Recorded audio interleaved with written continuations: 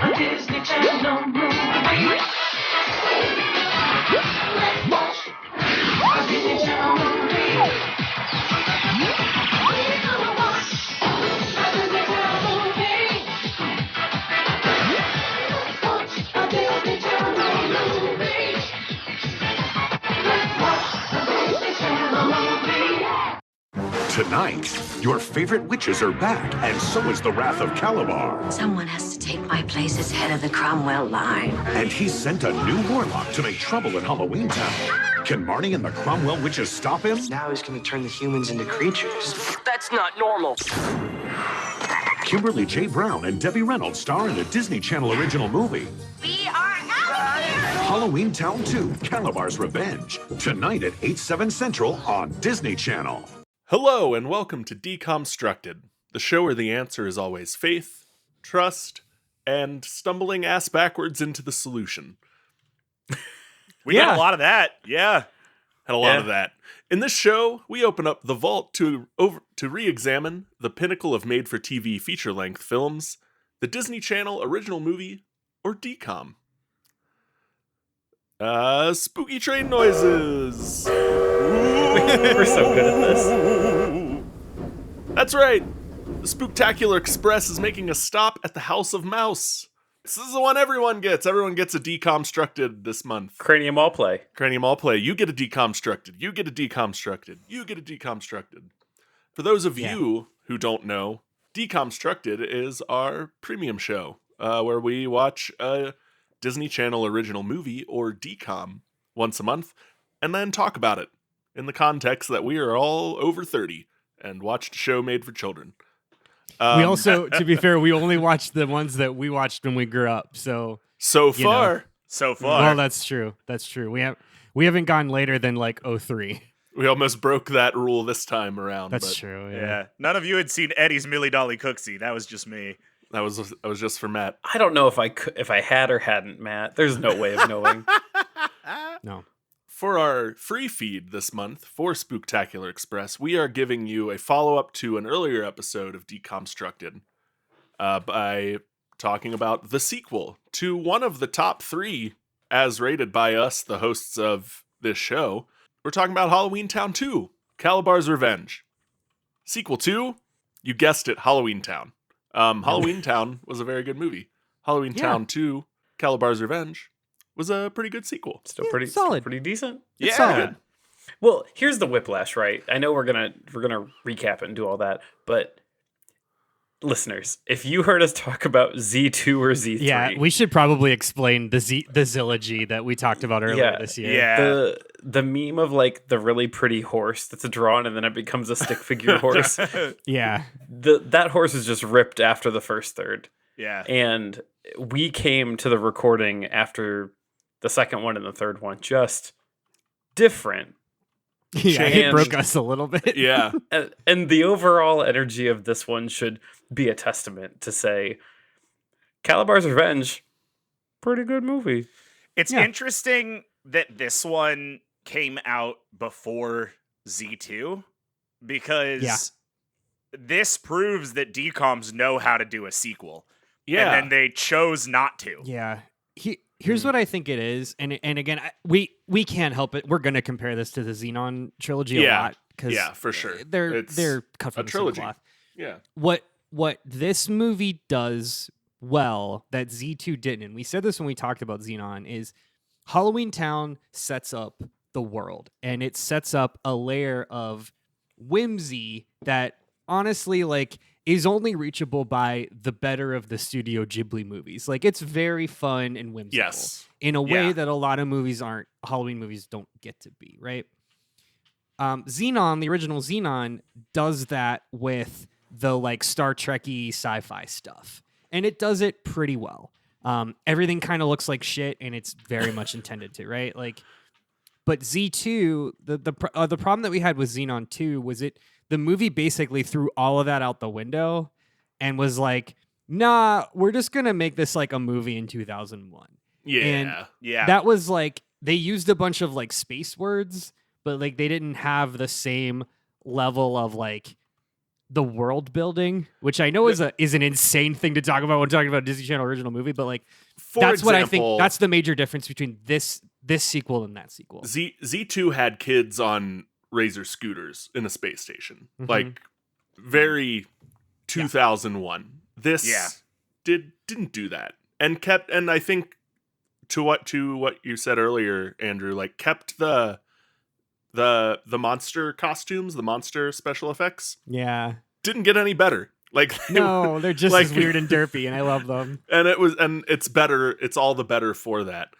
So before we get any further into this breakdown of Halloweentown 2, let's give our listeners our Disney Vader pitches. And since this is for maybe the uninitiated, I can't talk today. This is where we give you the plot of the movie in as few words as possible. Someone take it away. I mean, I got an easy one Todd. because I don't think it's that good. Plucky teen once again saves family when family doesn't listen. I have that at 10. I think that's 10. Okay. In this sequel, Halloweentown 2, 2 of the 3 Cromwell siblings hoisted by their own petard, i.e., puberty. The hubris of puberty strikes again. Okay, Huberty? Huberty. Oh boy. I didn't like count that. how many words that was because you talked More about than it. 10. I couldn't A tell when dozen. it started and stopped, but Guess what, Matt? It doesn't matter. here's my Disney Vader pitch. Halloweentown 2, the son of Halloweentown. Okay. Yeah, Matt. sure. Quite literally. Semicolon faces and walls. Face in a block.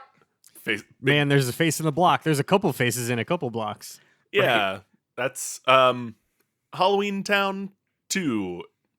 There's a big dumb head in the block. Yeah. We did it again. My other one. It's Jafar's revenge. It's It is kind of Jafar's revenge. it My is other Return one of was Jafar.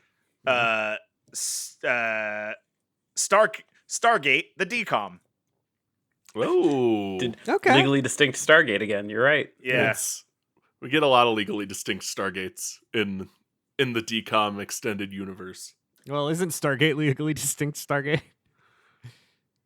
Yep, probably.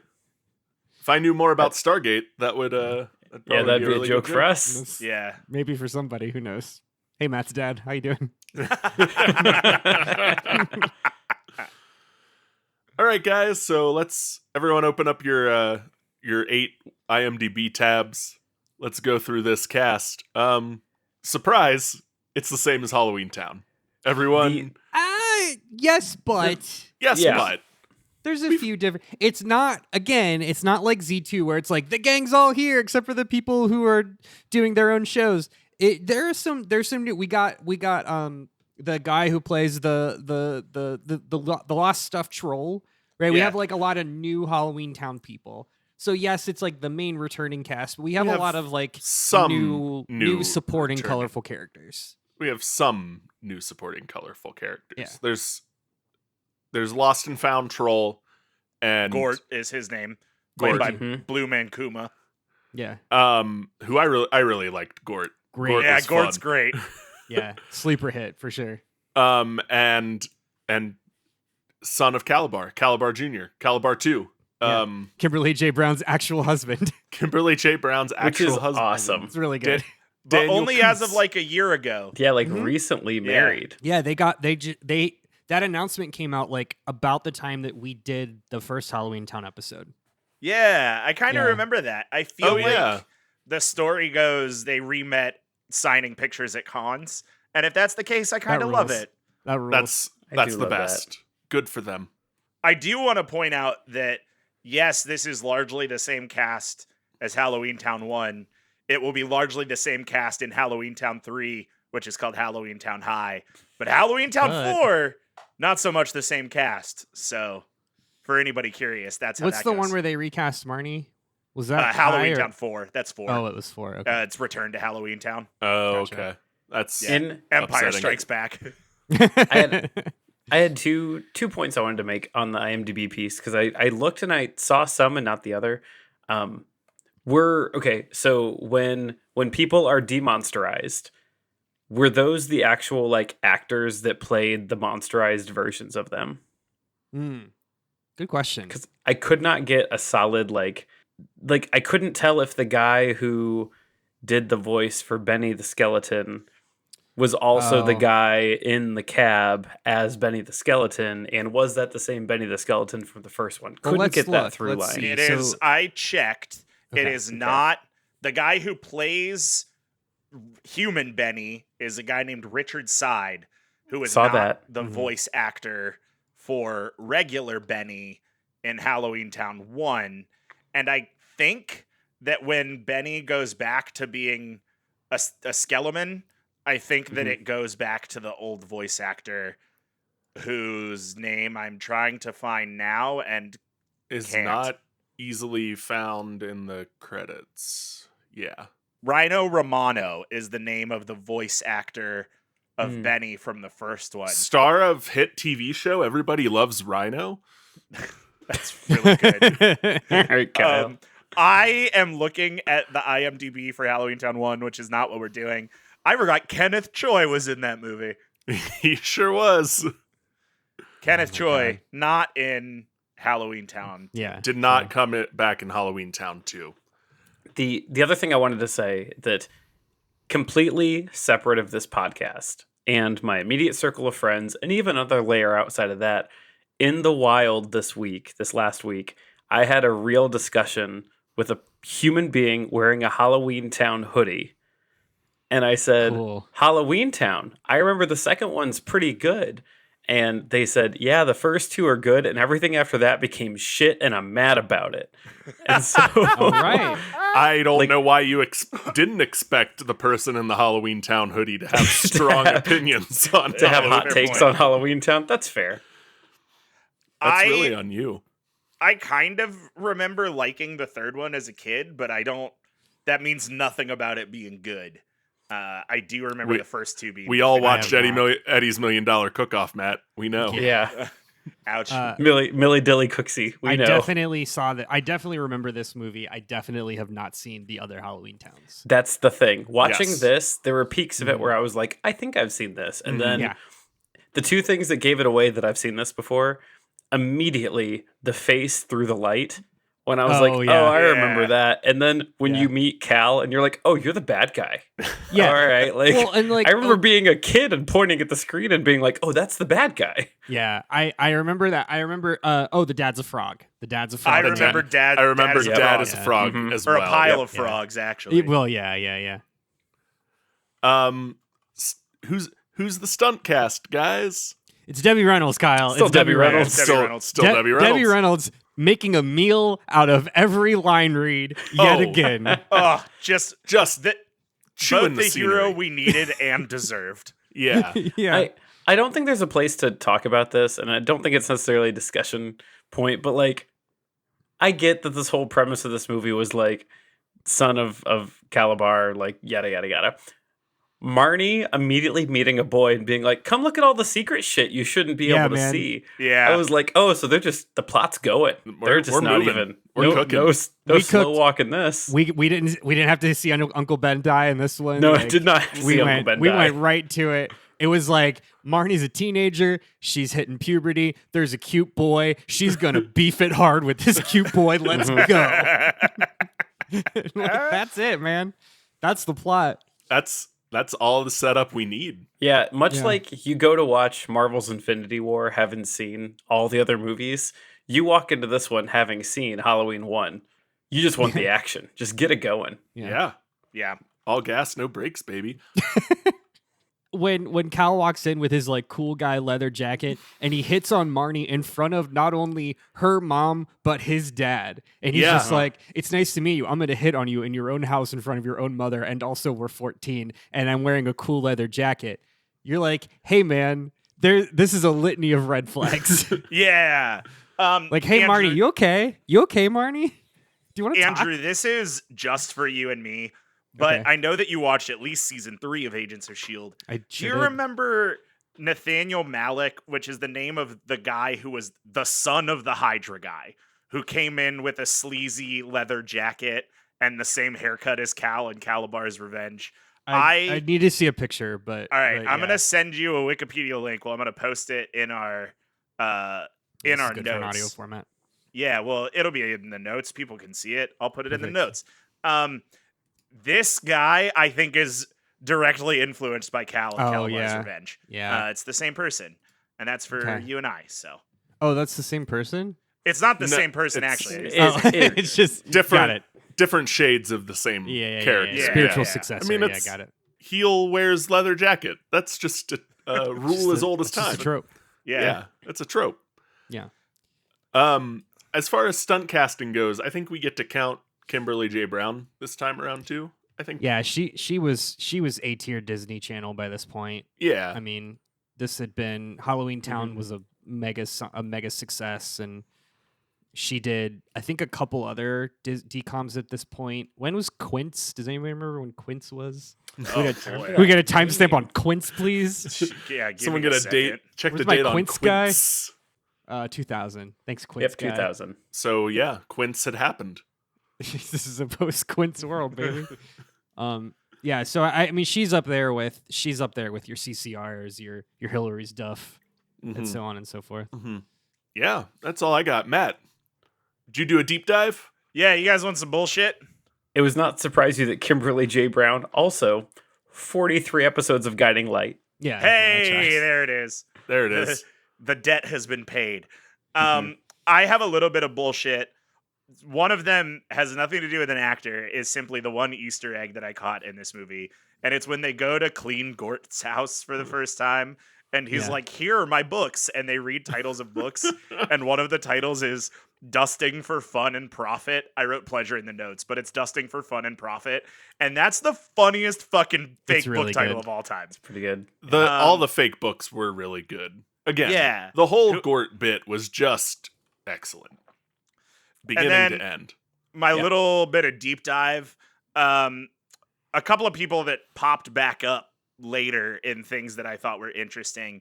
A lot of these people were in other low budget horror or Halloween adjacent movies. Not that I'm calling Halloweentown 2 horror, but it's Halloween adjacent. I did note that Jessica Lucas, who was the vampire girl, like I don't even know if she got a name. She's just the vampire girl. She was the one that the brother was trying to hit on the whole time. Yeah. Yeah. She's in Cloverfield, the 2008 hand cam movie that I loved. Oh. Yeah. There you go. It's fun.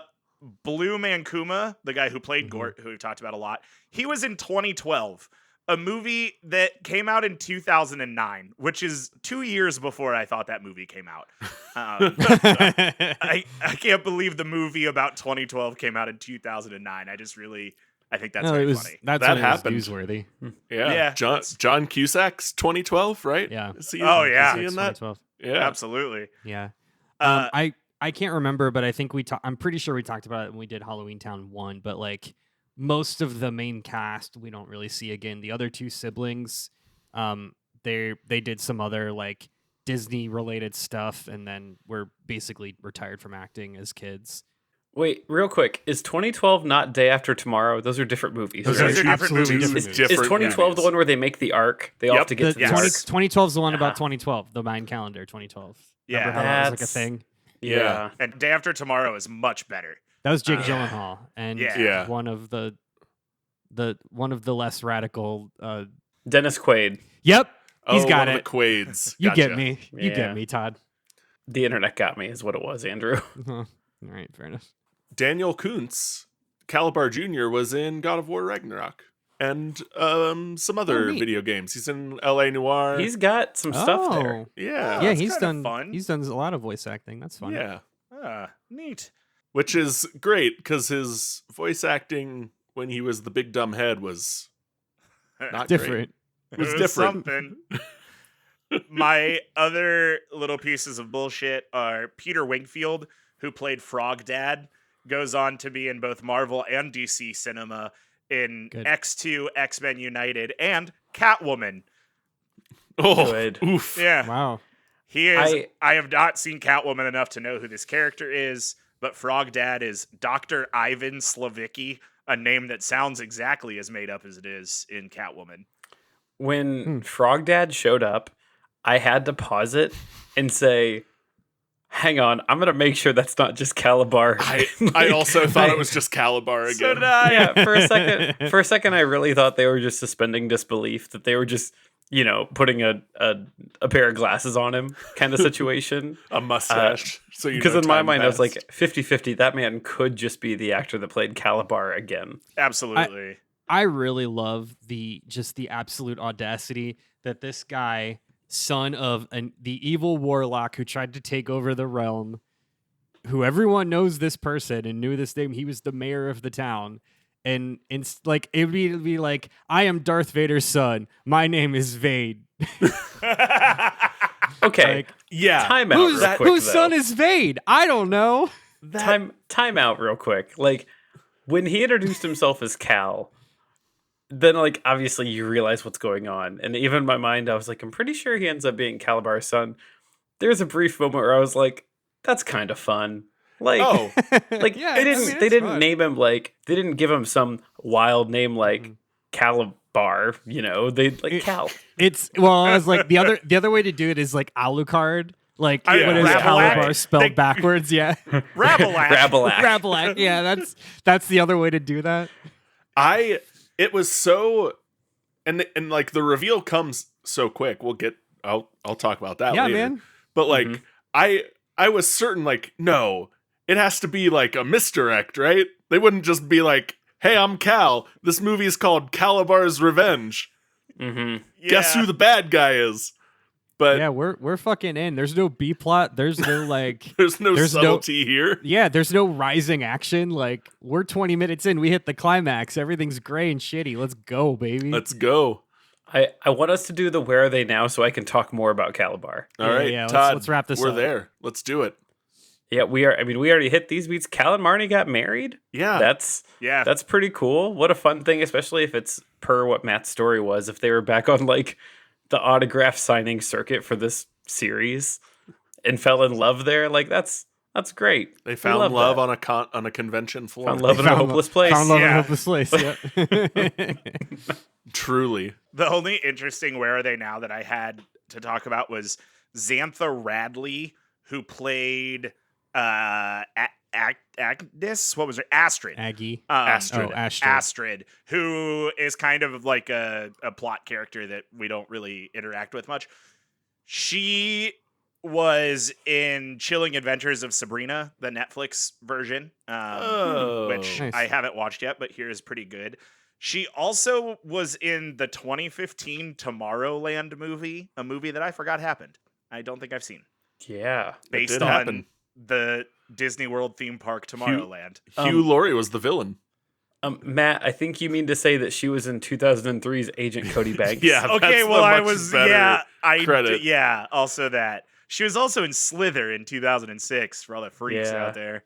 Hey, freaks. That is for the freaks. That is for the Um, freaks.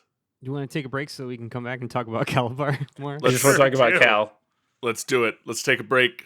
When we come back, we're gonna do the book report part of the show. What's your name, Ryan? I am Flapjack the cat. Oh my gosh. Flapjack the Wow, cat. I love it. Are you a cat? I am a Muppet. Incredible. What did I miss? Literally nothing. Literally How are you a Muppet? I'm so lost. We had nothing established about the setting. What I understand about Monster of the Week, the setting is mostly established from your character selections. It's true. Join us as we sit down with game designers, podcasters, and fans of games as we dive into learning about different RPGs through the lens of character creation. It's a combination of character building, player advice, game design insights, and even a little bit of fan fiction for a different game every month. We learn how creating characters can tell us a lot about the games themselves. Check us out today anywhere you can get podcasts or on the One Shot Podcast Network at oneshotpodcast.com. All right, we're back. It's discussion time. Todd is vibrating Vibrating. to talk about Cal. Yeah, so a couple things here. One, again, I give it credit that they named him Cal, and I thought that was witty, and I thought that was good, and then it made the reveal be like, oh, cool, that makes sense, and that's fun. Two, I have never so fast in a movie saw a character introduced and did the Leonardo DiCaprio point at the TV and whistle and be like, that's the bad guy. That's him right there. Yeah. I know we said it earlier, but I just want to say it again. Like, never so quickly have I been like, well, let's suspend all disbelief. That is the bad guy. And again, I'll like flip this into my point. It was so on the nose. It was so obvious he was the bad guy that I was certain that we were going to get a like mid-act reveal of like, oh no, he's just off-putting and weird. Here's the real bad Kyle. guy. Yeah. 2 minutes not 2 minutes later, we get the reveal. He is the bad guy. He is Kalabar, son of Kalabar. He pockets that spell book, and I think it's like under 5 minutes. It's like we're like 4:38 into the movie. Yeah, Doctor Strange didn't have his car accident before Kalabar stole a spell book. Yeah, man. And that comes to my point is that like this movie sets up these twists and reveals them seconds later. They put the duct tape down, they pat it down real quick, then they rip it. Then they rip it up. The other one that comes to mind is like the second time we ever see the dad is when we start to get the like hints that like, oh, something about this guy is off. And not 2 minutes later, the little sister Sophie comes in and is like, he's a golem. I think he's made of frogs. Because we get a nothing. Because when he walks, both of these men walk into the Cromwell's house like a targeted laser removal, and both of them go to Marnie and her mom, and they just slather it on thick. Yeah, and kick on the Riz. And they kick on the Riz. Thank you. And both of them succeed overwhelmingly so.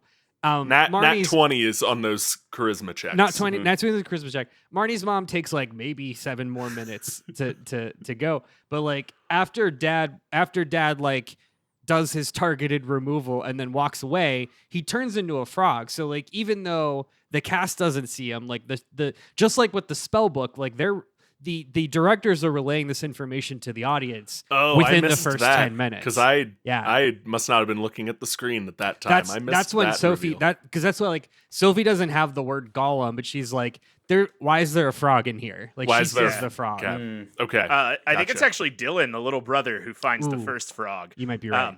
But yeah, the like first line, I watched Halloweentown 2 like maybe 3 or 4 years ago, so this is kind of fresh in mind. And when they first introduced the dad, I was like, there's something up with him. And I noticed that his like second or third line is, my favorite color is green. And I was like, that's weird. I bet that's important. And yeah, he's a frog, so I guess that's it. This movie, I'm convinced, was written by one person. That like they finished the first one, they're like, okay, Kalabar has a son. We can take it from here. We got it. Yeah. The other thing that I was gonna say, the actual like discussion, there's like 2 points to this. One, had they done more to like make Cal a more sympathetic character, that the whole like I'm going to turn all of these people dressed up as monsters into real monsters could have actually been a whole thing. Like, it came so close to being a sympathetic villain situation had he just really like gotten a better chance to be like, not only is my dad dead, but if you'd have been like, you mortals, like there's such a point for like a villain monologue that is well thought out. Yes. And it just like didn't happen. Because or even like a Killmonger type thing where like that's what he tells everyone, even though it's all just like I fully just want revenge on this family. Like it could have been that if anyone had taken a second or third pass at this script, probably. We literally didn't have the time. The last thing that I had is a fun thought exercise if this were to happen in the year of our Lord and Savior Jesus Christ 2024, that if you were at a Halloween party, like a true to form rager of a Halloween party, like the thing you see in the shows, and suddenly everyone was turned into monsters, akin to what they're dressed up as, how many like sexy Abraham Lincolns there would be. And I just think that like right. I think that is like looking at this with 2024 eyes is very funny, because it'd be like dudes as football players, because that's what lazy dudes dress up as for Halloween. Real quick off that, someone at Disney thought for a minute, should we make Dylan actually become a Mexican? And someone shot that down real quick. I thanked the gods above that he lost that sombrero before it was a problem. Yep, me too. I do have a question to pose, and I don't know if any of you are well up on the Hocus Pocus lore, but I'm pretty sure that this is the plot of one of the two Hocus Pocus movies. Hokey Pokey. I've only seen the first Hocus Pocus. Okay. And only like one time, which is a crazy thing to say.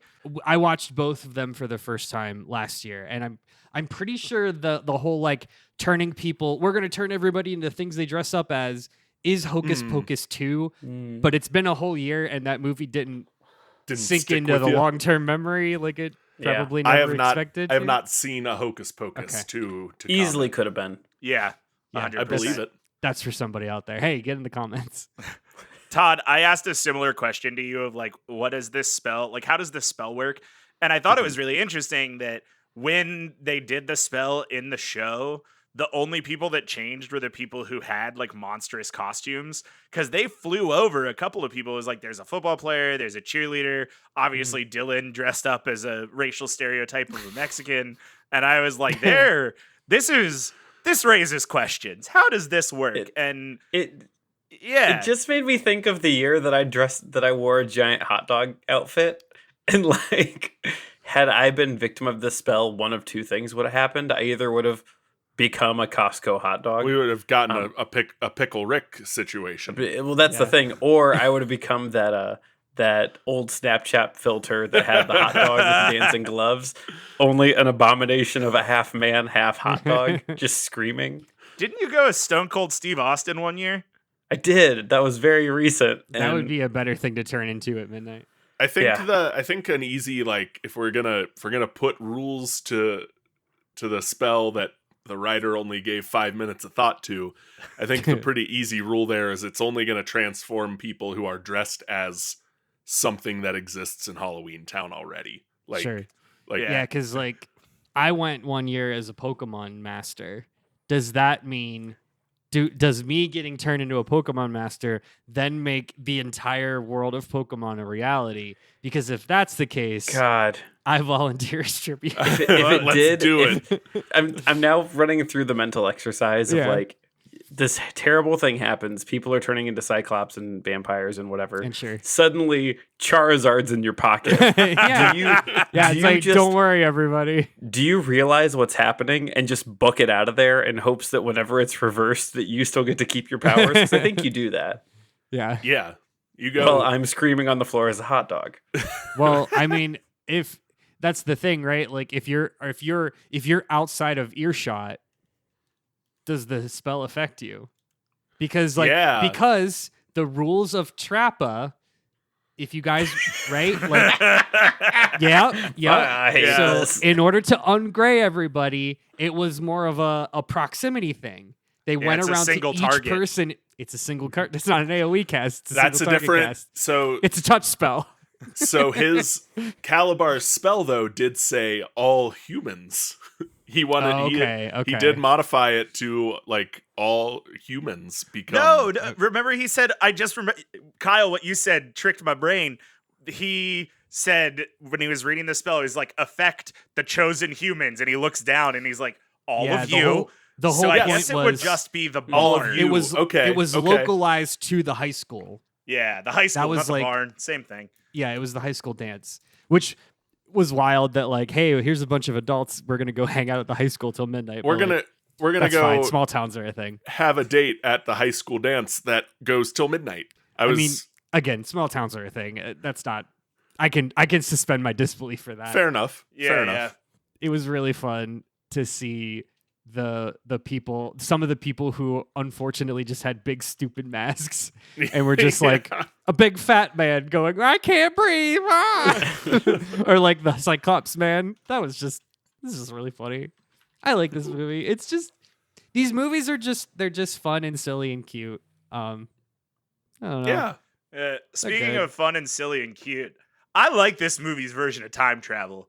There's a closet. Man. It's got a timeline in it. Hop on, Broom. You get in that bad bitch. That was incredible. I do want to talk a little bit about, so speaking of the timeline, because spoiler, we're also going to talk about Disney Channel original movie Under Wraps, in which I'm going to talk about how that movie is just Ferris Bueller's Day Out.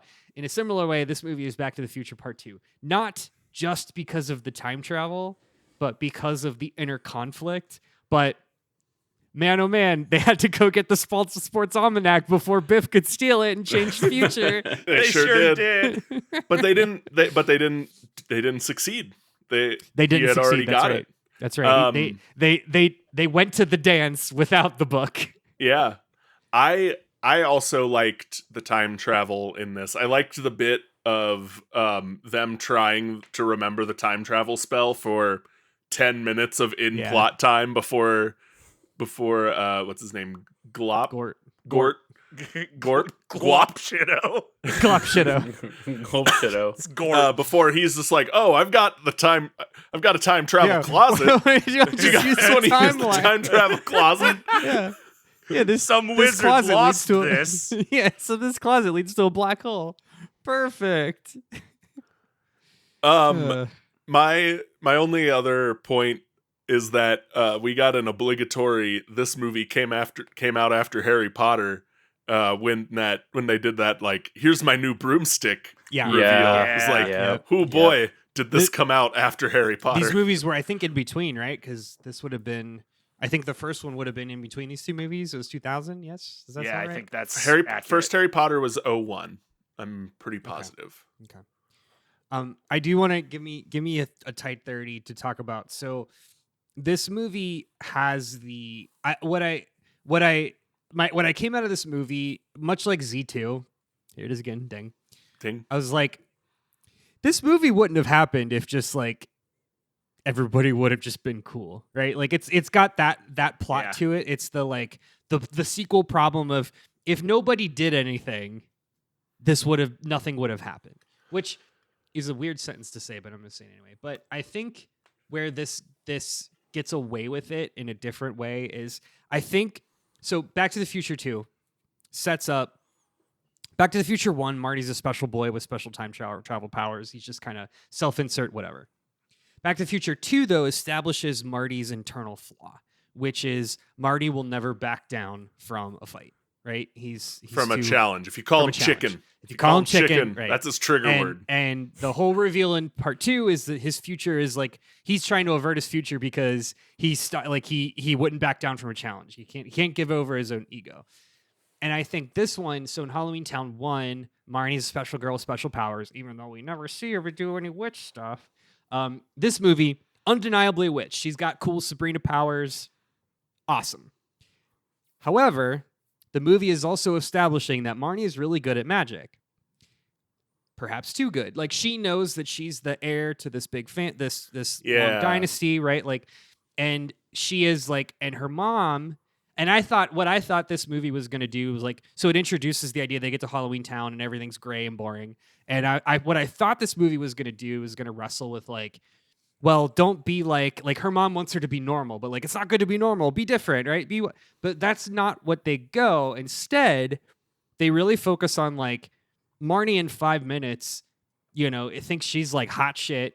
New boy comes in and she's like, I'm going to show you magic. And like, I'm going to do all this like magic behind your back because like, you're a fucking idiot, muggle. You don't know shit, right? Like, she's definitely like, she's getting a little egotistical. And I think it's playing with the idea that like, hey, even though you're a powerful witch, like, you're fallible. And I think like they didn't really go there because I think they could have really jumped in and like, this whole thing was absolutely Marnie's fault. Like, undeniably her fault. Well, it is and isn't, because we find out that he's had the spell book the whole time. Like, this. Yeah, that's fair. This would have happened regardless of if she took him potentially, into, but it would have into made it. But Debbie they would have Reynolds' been room. able to. Yes, but she overcomplicated it. I guess. Yes, that's true. That's so true. I think like, and again, the Aggie Debbie Reynolds is like, nah, it's cool, but like Debbie Reynolds should have been pretty pissed at her. But I think the point is like what they were trying to go for is like a little bit of a character growth there, and like, hey, like yeah, you're a really powerful witch, but also like keep your shit in check. You know? Yeah. Which is a lot of the similar themes of Back to the Future Part 2.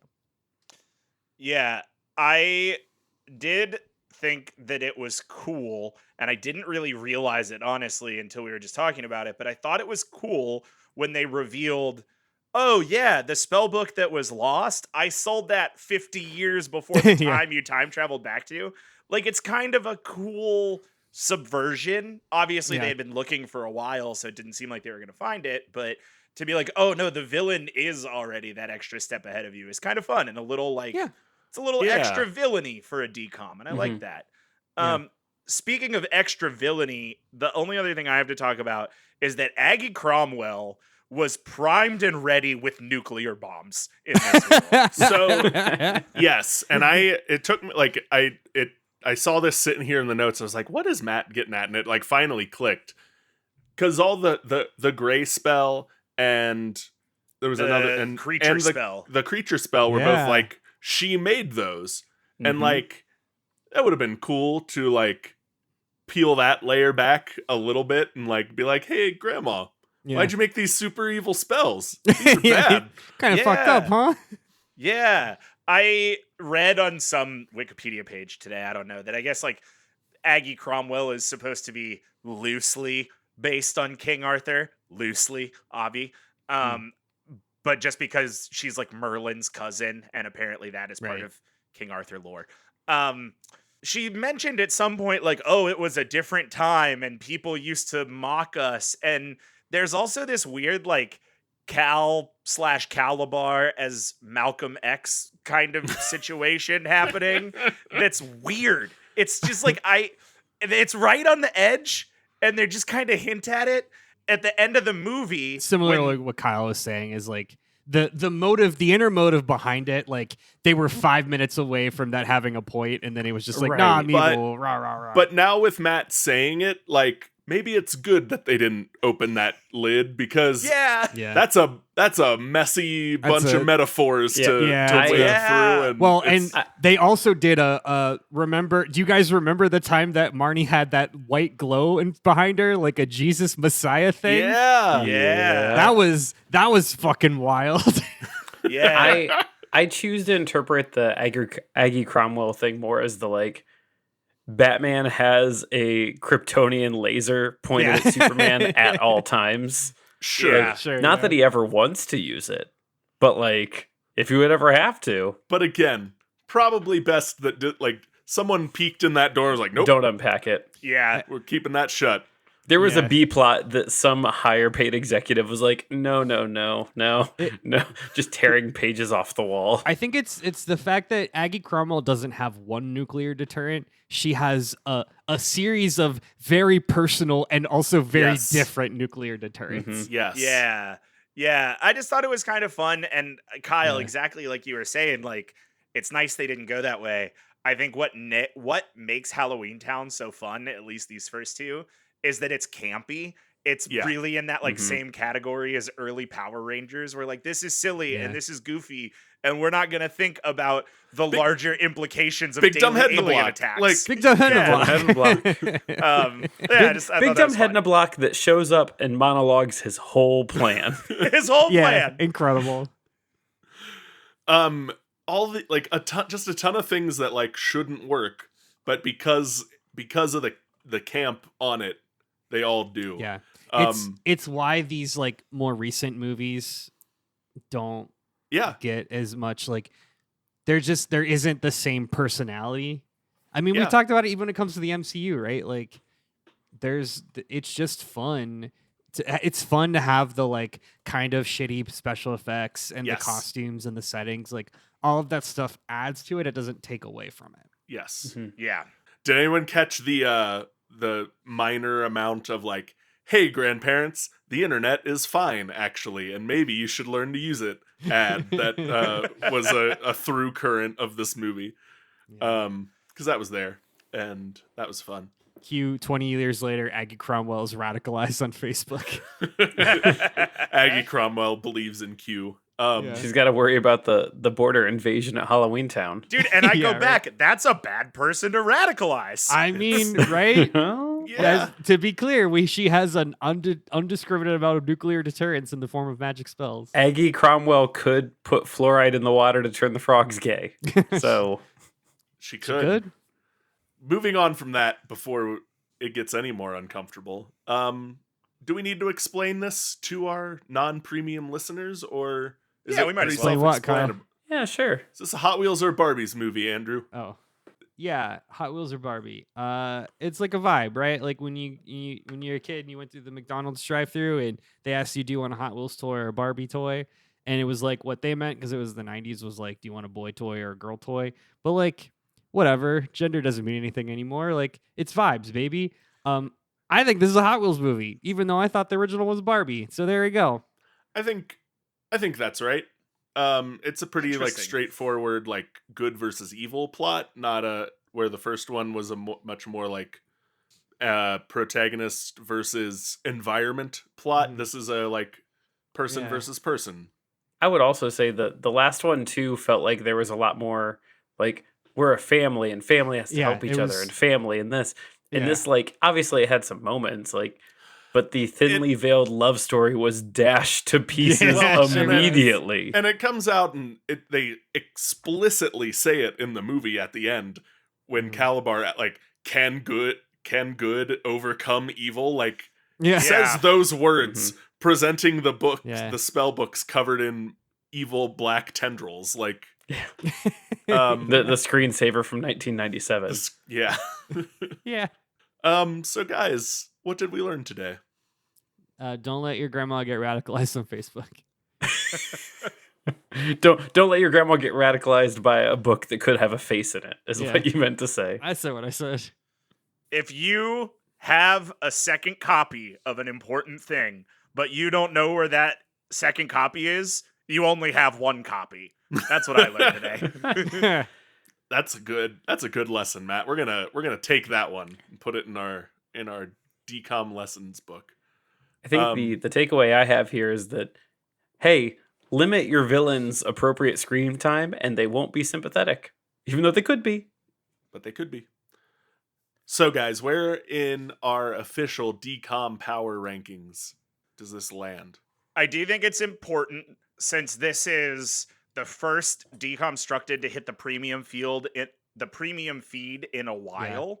I want to give the rundown on where we are at everything. So top to bottom, just going to go through it real quick. You want to hit it, Matt? Yeah. This is the 14 previous DCOMs we've reviewed, if that's what you can call what this show is. And it's really like top third of these kind of bangers. Yeah. I think I know where I'm going, but yeah, Matt, why don't you hit us? Starting at the top, number 1, best movie so far, going down to the worst. Number 1, Motocrossed. Number 2, Johnny Tsunami. 3, Halloweentown 1. 4, Brink. 5, Xenon 1. 6, Smart House. 7, Cadet Kelly. 8, Eddie's Millie Dolly Cooksy. 9, Phantom of the Megaplex. 10, Xenon 2. 11, 'Twas the Night. 12, Mom's Got a Date with a Vampire. 13, Xenon 3. And 14, Luck of the Irish. Which will never be better than the bottom tier. And why is that, Andrew? Because they end that movie with "This Land Is Your Land." The whole ass song. The racism is like overt and strange in that movie. There is one good joke in that whole movie, and the rest of it can eat my whole ass. I would like to propose. Well, I want to put a little more context on this, since this is our first premium feed and we read the whole list. Where is the dividing line between good and bad movies, or fine and bad movies? What's the first bad movie? We have decided a long time ago, and I think it's still the case, is Phantom of the Megaplex is true neutral. Okay. Yes, I agree. That's the equator. I would say anything that is 7 and above, I would be willing to watch again under the right circumstances. Yeah. Same. Millie Dolly Cooksey and below. Yeah, you're gonna have to get me there. I might watch Millie Dolly Cooksey one more time just for fun skis, but like not to enjoy it. All right, that's great. I would like to propose that Halloweentown 2, Calabar's Revenge, go either before or after Smart House. So that puts it at 6 or 7. I was thinking before or after Xenon Girl of the 21st Century. So I'm fine putting it between those two. I was with Kyle at before or after Xenon, so I would also be cool putting it above Smart House. I personally wanted it below Smart House, but I will not. But I will not fight the fact that I think it could be above Smart House. Smart House is my nostalgia point, and I recognize that bias within me. You recognize the flaws despite your nostalgical. I think given that, then Halloweentown 2's got a solid spot at number 6. It's pretty good. Yeah. Yeah. I mean, it was of all the things we made fun of. Like, it wasn't really anything about, like, this movie was tough to watch. Yeah. No. And, like, some of these movies are like exhausting. Like the next one we'll talk about on the premium feed, which you can listen to by subscribing to our Patreon at patreon.com/debatethiscast. $5 gets you access to all the back episodes of DCOMstructed, as well as the other spooktacular episode of DCOMstructed we will be doing this month, where we talk about the first ever Disney Channel original movie to be branded as such, Under Wraps. Yeah, and if you do it as of this recording, there are a few days left in October. If you subscribe before midnight on 10/31, so before the Halloweentown portal closes, you will get your first or second. You will get a refunded or credited back month of subscriptions. You basically get a free month. So if we can't refund you for your first month, we'll refund you for your second. So you get a free month on us just for saying thanks. That is going to do it for us on this episode of DCOMstructed. I've been your host, Kyle Harper, and I give this movie 1 out of 1 big dumb head in a block. I loved that big dumb head in the block. If you couldn't tell. I'm Todd Thomas, and I give it 1 out of 2 spell books I shouldn't have lost. I'm Matt Cole, and I give this movie 9 out of 10 frogs in a man suit in a frog suit. And I'm Andrew Henderson. I give this movie 2 out of 2 problematic men I should not trust. Please join us next month, where we will be covering horse sense. We're doing motherfucking horse sense! Apparently. Oh, man. I don't know what that is. It's horse sense. It's the one with the 2 Lawrence brothers. Is it like spider sense? But no, it's with a horse. It's a horse girl movie. The right question. It's a horse girl movie, but Andy Lawrence. Oh, okay. I get it now. You get it. I get it now. I feel like I've seen Lawrence brothers in a long time. We haven't even scratched the surface on the deep Lawrence verse. It's time. No. It's time, guys. End this episode. Please join us next month when we get into the Lawrence verse. But when we watch Horse Sense. Bye. Enter the Lawrence verse.